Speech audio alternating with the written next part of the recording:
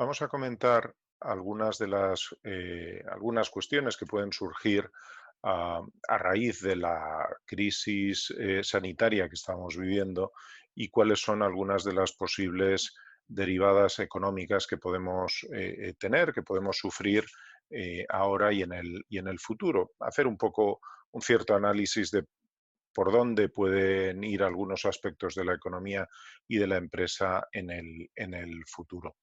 Em, para ello, de alguna manera, lo que me gustaría es comentar, en primer lugar, hasta dónde va a ser de profunda la crisis económica derivada del proceso de la pandemia que estamos viviendo y cómo puede ser eventualmente la recuperación. Sí quiero comentarles que en cualquier caso estamos en unas circunstancias donde todos los datos son extremadamente poco precisos, es decir, no tenemos una certeza de que las cosas puedan ir por un sitio o por otro, porque para empezar, todavía en el confinamiento en el que estamos viviendo, que no sabemos cuánto tiempo más va a durar, es bastante difícil hacer previsiones, hacer proyecciones de qué puede pasar en el futuro.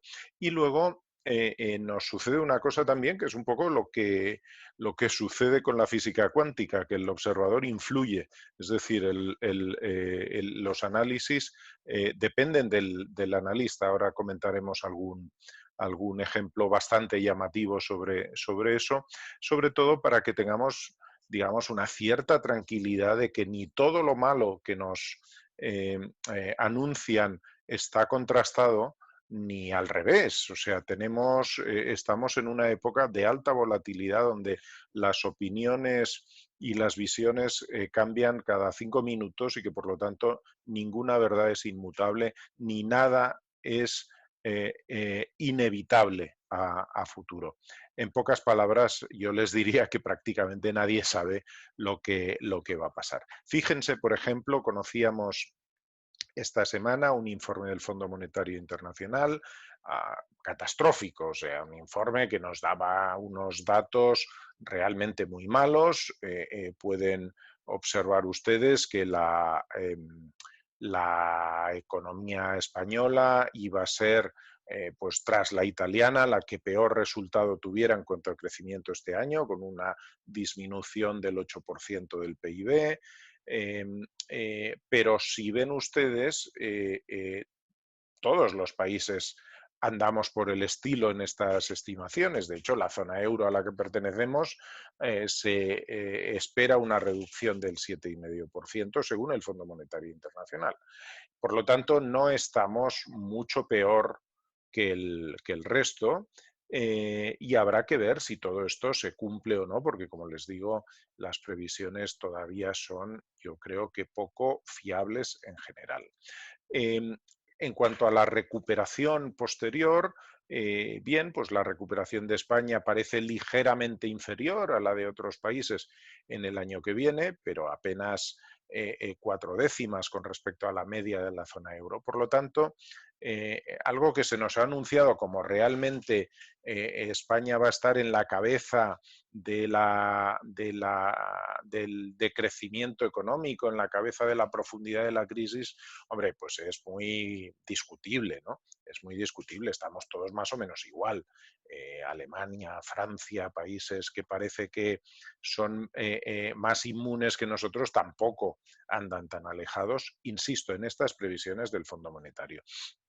Quisiera decirles también que hay una larga historia ya de que el Fondo Monetario Internacional se equivoca recurrentemente en sus previsiones sobre España. Hay un análisis muy interesante de SADE del año 2016 donde nos muestra cómo precisamente el Fondo Monetario es de todos los think tanks y centros de estudio y de research que hacen proyecciones sobre España, es de los que más se desvía habitualmente. O sea, el Fondo Monetario puede tener una visión global suficientemente acertada, pero cuando particulariza no lo es tanto. Es decir, no, lo que dice el Fondo Monetario Internacional no es una verdad absoluta y es discutible, naturalmente que es discutible. De hecho, sin ir más lejos, la OCDE hace pues 2 o 3 semanas, es decir, menos de 20 días antes que el Fondo Monetario, nos planteaba un escenario totalmente distinto. No tenemos en estos datos la previsión exacta de lo que puede ser España, pero sí dentro de la zona euro podemos ver que la previsión que había hace escasamente 2 semanas o 3 semanas era de un crecimiento algo inferior al 1%, cuando el Fondo Monetario Internacional está dando un decrecimiento del 7,5%. Vamos a ver, entre dos organismos digamos, de tan alta reputación, parece imposible entender cómo puede haber tantísima diferencia. Si hay tanta diferencia, tiene bastante que ver con el hecho de que no tenemos datos suficientemente fiables, suficientemente contrastables. La OCDE nos decía también que el crecimiento, el decrecimiento y posterior crecimiento en el mundo, esto es un análisis global, tenía más una forma de crecimiento a lo largo de este año 2020, de pasar del crecimiento del 2,9% al 2,4% en este año, y luego en el año 2021 recuperar lo perdido este año y más y volver al 3,3%. Por lo tanto, lo que quiero de alguna forma transmitir es que hagamos relativo caso a todas las informaciones que nos vienen dando, porque yo creo que no son suficientemente predictivas de lo que puede suceder. Bien, los expertos nos hablan de dos formas de recuperación básica, la famosa V o la U. La V sencillamente tenemos una caída muy importante, pero luego una recuperación también rápida e importante y una vuelta a la normalidad en poco tiempo.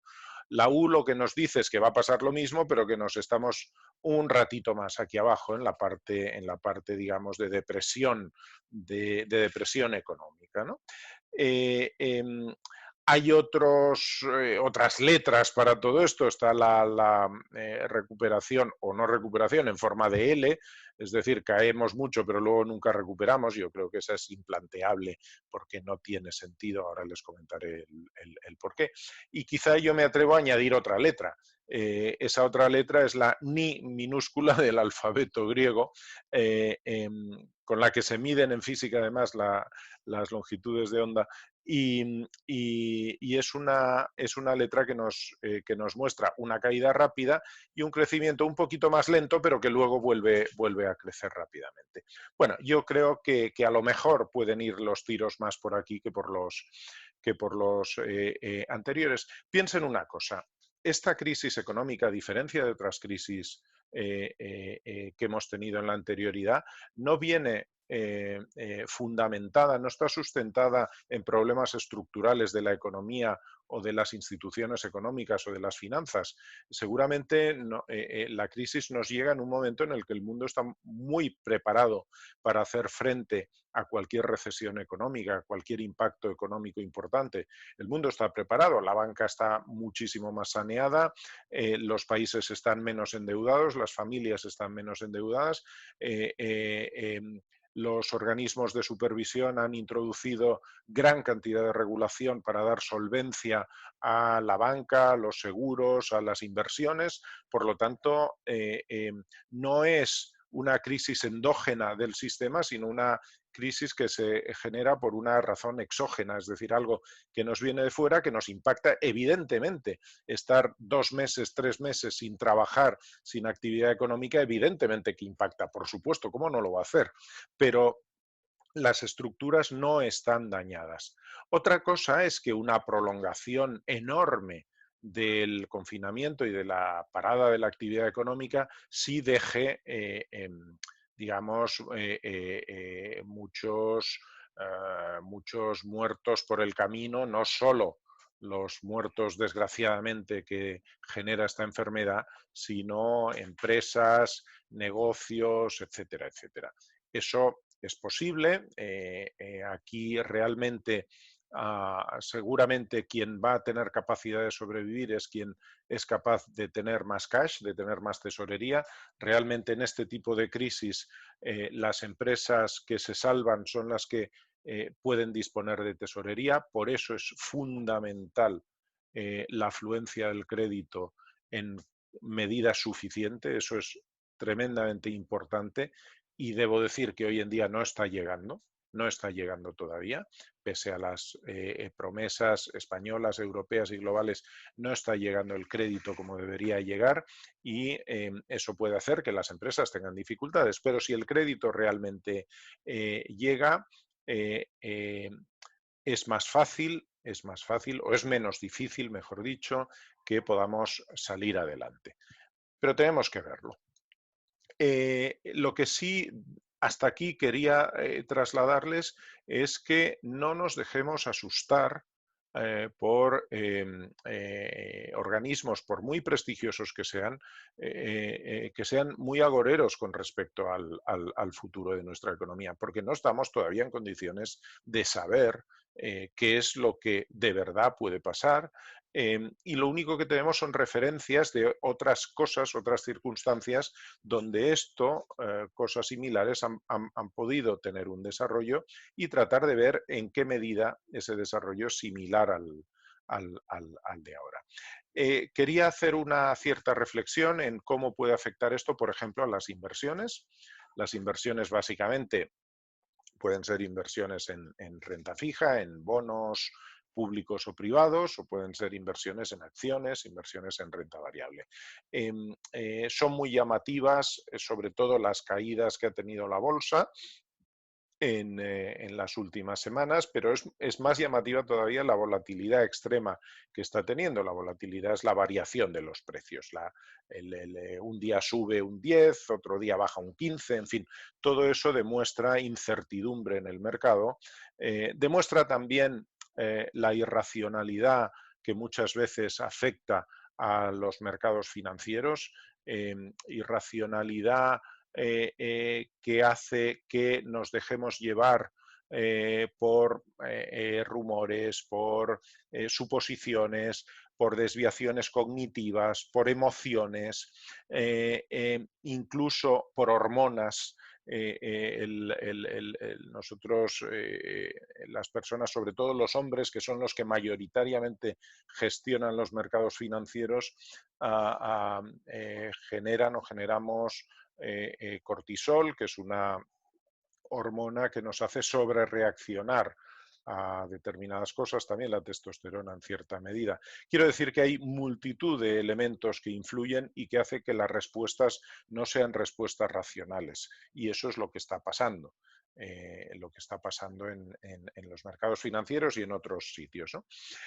Uno de los principales miedos que tenemos, sobre todo en España y con respecto a la renta fija y más en concreto con la deuda pública, es si podemos volver a niveles de prima de riesgo, es decir, el diferencial que tenemos nosotros con Alemania en cuanto al pago que tiene que hacer de intereses nuestro Estado con respecto al pago de intereses de la deuda que hace el Estado alemán, si puede llegar a los niveles de 2012, donde la prima de riesgo superó los 700 puntos básicos, es decir, un 7%, lo cual quiere decir que si Alemania pagaba un 1% por su deuda, nosotros teníamos que pagar un 8%, lo cual es una barbaridad, teniendo en cuenta que la deuda española es aproximadamente del 100%, y lo va a superar ahora, el 100% del Producto Interior Bruto, es decir, el 100% de todo lo que producimos en nuestro país en un año.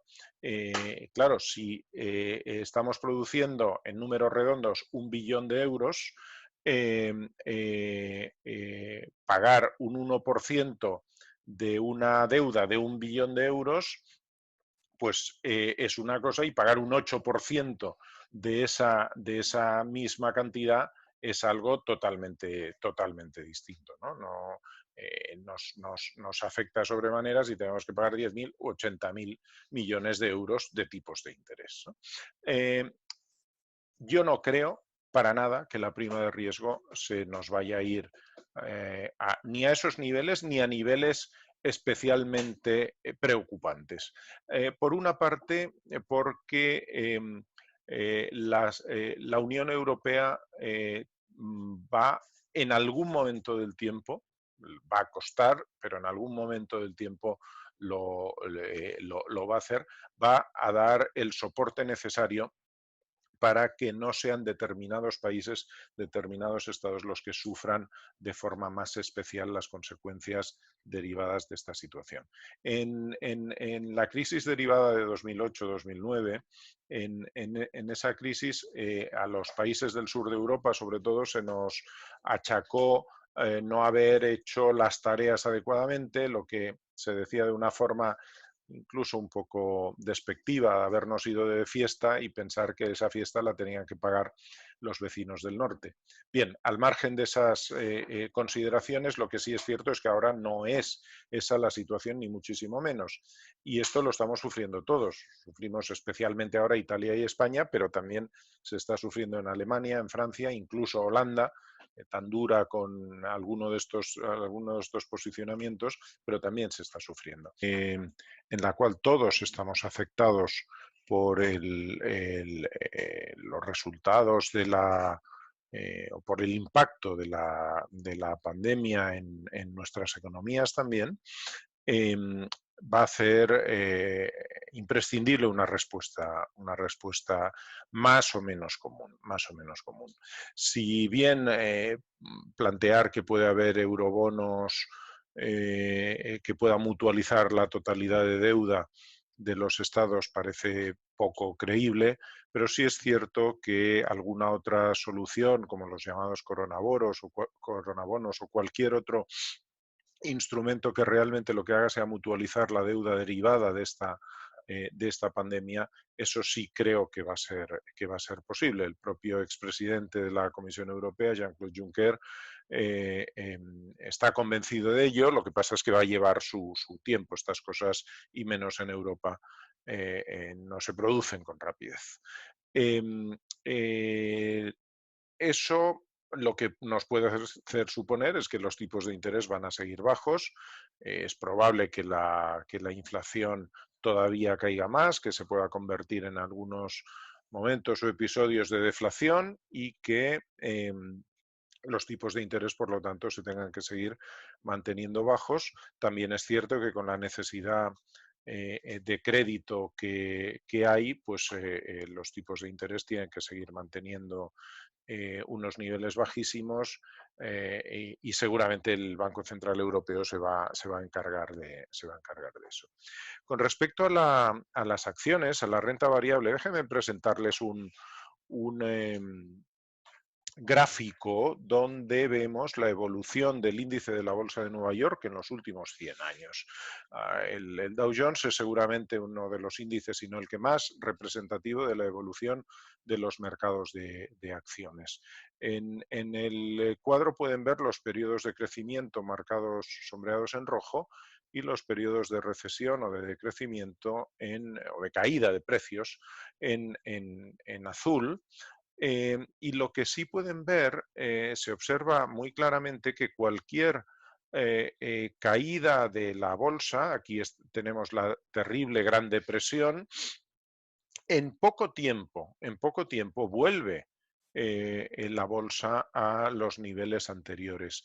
Y esto ha ido pasando recurrentemente a lo largo del tiempo. La tendencia es siempre creciente, la tendencia es clara y manifiestamente creciente, pero con accidentes. El accidente de las últimas crisis que hemos vivido lo tienen aquí, el de 2008 y luego la doble joroba de 2011 también las tenemos aquí, pero vean cómo en poco tiempo se ha recuperado y ahora estamos con valores de acciones muy superiores a los que teníamos en la época previa a la llamada Gran Recesión, la del 2009, la que hemos pensado que cambiaba las bases del capitalismo y sin embargo volvemos a estar por encima. Que ahora tenemos caídas del 30%, etcétera, por supuesto. Que va a seguir la volatilidad, sin duda alguna, pero que en un periodo de tiempo razonable esto volverá a seguir subiendo, no les quepa la menor duda, es lo que ha pasado siempre y esta vez no es diferente. Va a seguir siendo igual. Por lo tanto, los mercados financieros acabarán reconociendo, como siempre ha pasado, bueno, que las crisis forman parte de nuestra realidad y que somos capaces de irlas superando cada vez con mayor rapidez. Si se fijan, los periodos en azul cada vez son más cortos. Cada vez las superamos con mayor rapidez y la capacidad de resiliencia tanto de las personas como de la sociedad, como de la economía, como de la bolsa, es cada vez más alta, cada vez mayor. Quisiera hacer alguna otra reflexión en momentos actuales sobre el rol social que tienen las empresas, que pueden desempeñar las empresas, ahora especialmente durante la crisis. Estamos en un momento en el que son absolutamente necesarios liderazgos en todos los ámbitos. Nos hace falta liderazgo político, nos hace falta liderazgo social, nos hace falta también liderazgo empresarial y en este caso liderazgo científico también, en la medida en que venimos sufriendo una crisis de carácter médico, de carácter sanitario en general. Nos hace falta líderes en todo ello. Es momento de altruismo, cada cual en su medida, cada empresa en la medida que pueda. La que tiene capacidad de hacer donaciones, las hace. La que tiene la capacidad de fletar aviones para ir a China a buscar material sanitario, lo hace. La que puede cambiar su producción para fabricar respiradores, lo hace. La que cambia también su producción para fabricar mascarillas, lo hace también. Todo eso podemos estar convencidos de que es una necesidad social y que las empresas es el momento en el que demuestren cuál es el rol social que tienen. Cada cual en su medida. Las empresas pequeñas que no tengan otra capacidad, pues a lo mejor tratar de mantener el empleo, aun sea con acuerdos con los trabajadores para seguir manteniendo esos empleos. La vía de los ERTES que se ha promovido en España está siendo una vía muy compleja también. Realmente solo se están dando ERTES a las empresas que han tenido que cerrar su actividad, pero todas aquellas otras empresas que la actividad o los ingresos les ha caído en gran medida no se les ha concedido el ERTE. Bueno, habrá que buscar otras fórmulas, otras soluciones para seguir adelante, ayudando en lo que se pueda. El mundo está ahora lleno de héroes anónimos. Las empresas tienen también que tener esa actitud de heroísmo anónimo para poder ayudar a la sociedad y para poder salir adelante. No les niego que esta es una oportunidad también para que algunos sectores puedan cambiar su imagen con respecto a la sociedad, algunos sectores que en otros momentos no han estado a la altura de las circunstancias, pues este es un momento ideal para que lo estén. Obviamente, la referencia más explícita y clara es al sector financiero, a la banca. La banca en gran medida con razón, sin razón, con culpa, sin culpa, no es momento quizá de hablar de ello, pero fueron los grandes protagonistas de la gran recesión, grandes protagonistas en negativo, pues ahora podrían ser, deberían ser, están llamados a ser grandes protagonistas en positivo. Ojalá entiendan este rol y sean capaces de estar a la altura de las circunstancias. No es momento de buscar beneficios de la crisis, es momento de actuar por la gente. Es momento de dar apoyo a ese altruismo que antes decía, porque al final hay un quid pro quo, al final hay un principio conductual que es el de la reciprocidad. Y si nosotros ahora estamos actuando en un sentido positivo para poder dar lo mejor de nosotros mismos por ayudar a que la sociedad recupere todo esto, la sociedad tiene memoria. La sociedad tiene memoria y seguramente a quien ahora esté teniendo un comportamiento ejemplar, probablemente en algún momento todo eso se le reconozca. Hay algunos retos que tiene la actividad económica, que va a tener la actividad económica post-crisis, post-COVID-19, que tienen que ver, por una parte, con el comportamiento de los clientes. En ese sentido, yo creo que el auge de las ciencias conductuales, de las ciencias del comportamiento, que es lo que nos ayuda a entender cuáles son los mecanismos de acción que tienen las personas para actuar de una forma u otra, eso nos va a ayudar mucho a entender por qué la gente actúa de una manera o de otra. Hay algunos elementos muy propios de las ciencias conductuales y de su derivada en la economía, que es la economía del comportamiento, la economía conductual, que son muy importantes o que se están produciendo en gran medida ahora y que se van a seguir produciendo. Una es lo que llamamos la sobrecarga cognitiva, estamos llenos de información por muchas partes. Yo al principio les presentaba dos escenarios de información radicalmente distintos, ¿no? El de un exacerbado pesimismo y el de un moderado optimismo. Eh, eh, eh, bueno, no somos capaces de procesar todas esas cosas en muchísimas ocasiones. Tenemos una cuestión muy propia de los seres humanos que nos explica la economía del comportamiento, que es lo que se llama la heurística de la disponibilidad, es decir, el recuerdo de lo que está pasando recientemente o de lo que ha pasado recientemente.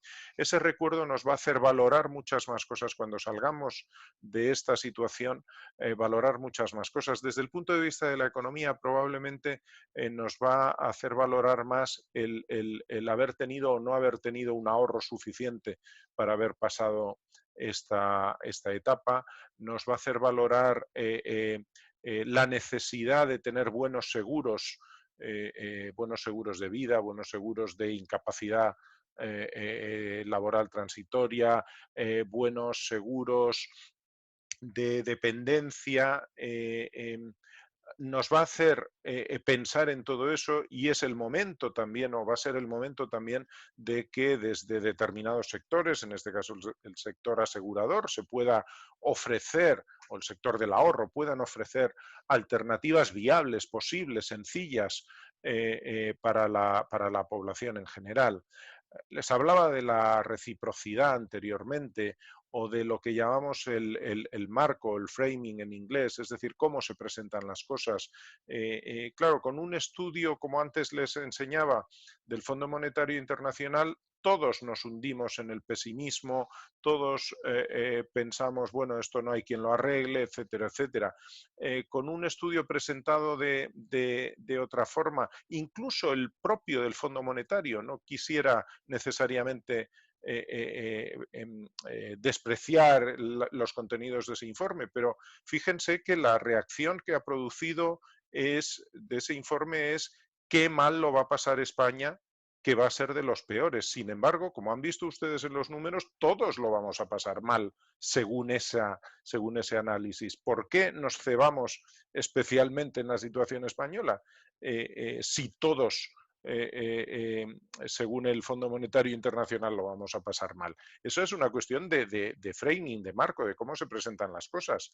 Podríamos haber dicho, España no va a estar peor que Alemania o va a estar casi en la media de la Unión Europea y no se dice así, se dice que mal lo va a pasar España. Pues evidentemente la sensación, las emociones que tienen los ciudadanos españoles derivado de esta presentación de unos mismos números es infinitamente peor.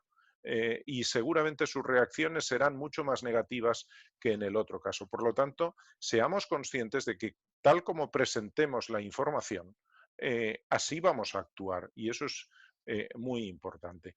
En la propia relación actual tenemos que mostrar que determinadas mejoras que son evidentes, como por ejemplo la digitalización en muchas ocasiones, las transacciones online, no son sencillamente porque es mejor utilizar canales online, sino que es una cuestión de salud.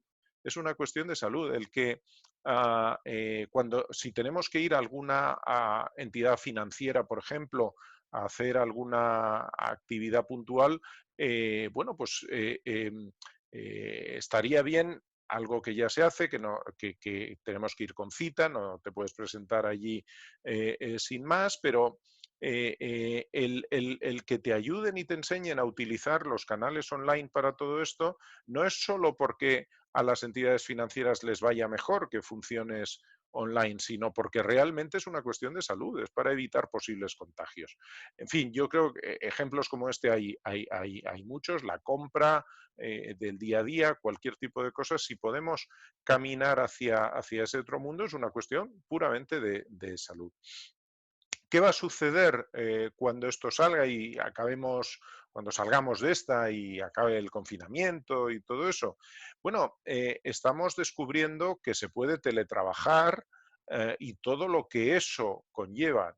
Por supuesto, no todo el mundo, pero muchísima gente puede teletrabajar y eso tiene una componente de actividad, de variación en la actividad empresarial que puede ser muy importante. Las empresas van a descubrir, primero, que seguramente necesitan mucho menos espacio físico para desarrollar su actividad, que probablemente son incluso más productivas, sí, no digo todos los días, pero si el teletrabajo es algo que se incorpora a la práctica diaria, que puede ser más barato para todos, para los propios trabajadores en la medida en que pierden mucho menos tiempo, pero vamos a aprender también muchas cosas. Vamos a ver la inutilidad de muchísimas reuniones presenciales. No, no estoy diciendo ni muchísimo menos que nos vayamos de un extremo al otro. Creo que el contacto personal es imprescindible, creo que trabajar también en colaboración con otras personas, no solo a través de una pantalla, es imprescindible, pero sí creo que podemos evolucionar hacia un mundo más híbrido, un mundo más equilibrado, donde podamos tomar lo mejor de cada casa. Y eso puede hacernos cambiar un poco la forma de entender la actividad empresarial propiamente. Por supuesto, hay que invertir mucho más en ciberseguridad. Eh, eh, esta es una cuestión básica. Si multiplicamos nuestra actividad, en nuestra actuación a través de medios online, vamos a tener que asegurarnos mucho más de la protección de la información, de la seguridad en nuestras comunicaciones, etcétera, etcétera. Y vamos a tener que pasar a una digitalización de verdad, que es pensar los negocios digitalmente. Es pensar los negocios online, no trasladar lo que estábamos haciendo en el mundo offline al mundo online, que hay una gran diferencia en todo eso. Y luego tenemos la necesidad, vamos a tener sin duda de revisar nuestros productos y nuestros servicios, vamos a tener que avanzar hacia una reflexión profunda de si lo que estamos vendiendo es útil y si como lo estamos vendiendo es útil también, o si hemos descubierto en esta crisis que podemos hacer cosas bastante distintas. Y finalizo con algunas ideas de lo que pueden ser algunas oportunidades que creo que las empresas se pueden encontrar y deberían aprovechar porque la ventana no va a ser muy amplia, la ventana de tiempo no va a ser muy amplia y va a ser momento de ser realmente osado en el sentido de asumir, como antes les decía, desde cada uno desde su capacidad, pero asumir un rol de liderazgo, de impulsar, de utilizar el pensamiento lateral, ver cuáles son las cosas que realmente en una sociedad que va a ser distinta podemos y debemos hacer desde la actividad empresarial. Por supuesto, el cambio digital que les decía, por supuesto, pensar en productos que sean más sencillos, más baratos y más fácilmente contratables online. Personalizar muchísimo, cada vez tenemos con la información que tenemos de todo el mundo, la capacidad de personalizar productos y servicios a las necesidades de cada uno de nosotros. Vamos a tener que pensar en nuevos targets de clientes, en nuevos objetivos de clientes. seguramente la gente joven se va a plantear otras cosas, la gente mayor se va a plantear otras cosas. Tenemos que pensar en base a lo que antes les comentaba de esta heurística de disponibilidad, del recuerdo reciente de todo esto, va a hacer que cambiemos buena parte de nuestros planteamientos como grupo social, y las empresas tienen que estar ahí para darle el servicio necesario a cada uno de los grupos sociales, de sus nuevas necesidades, de sus nuevos anhelos, de sus nuevos deseos y de sus nuevos miedos. Y vamos a tener que trabajar mucho en la comunicación online, lo que yo llamo el behavioral on the screen, las cuestiones conductuales a través de la pantalla. Vamos a tener que cambiar muchísimo en ello y vamos a tener que trabajar mucho en ello. Dos apuntes y con esto termino la sesión. En primer lugar, hay que pasar de contenidos a experiencias. La comunicación online no es una comunicación de contenidos, sino una comunicación basada en experiencias. Tenemos que hacer fácil que seamos capaces de vivir esas experiencias. En todos los procesos de comunicación online hay algunos elementos críticos, como son lo que se refiere a la arquitectura de la información, cómo descubrimos la información relevante, a la arquitectura de elección, cuál es el proceso que nos lleva a tomar decisiones, y en cuanto a la arquitectura de pensamiento, cómo podemos facilitar que se tomen decisiones más inteligentemente formadas. Y vamos a tener que dominar las claves conductuales de esta nueva comunicación electrónica que va a inundarnos seguramente en el día a día. Muchas gracias.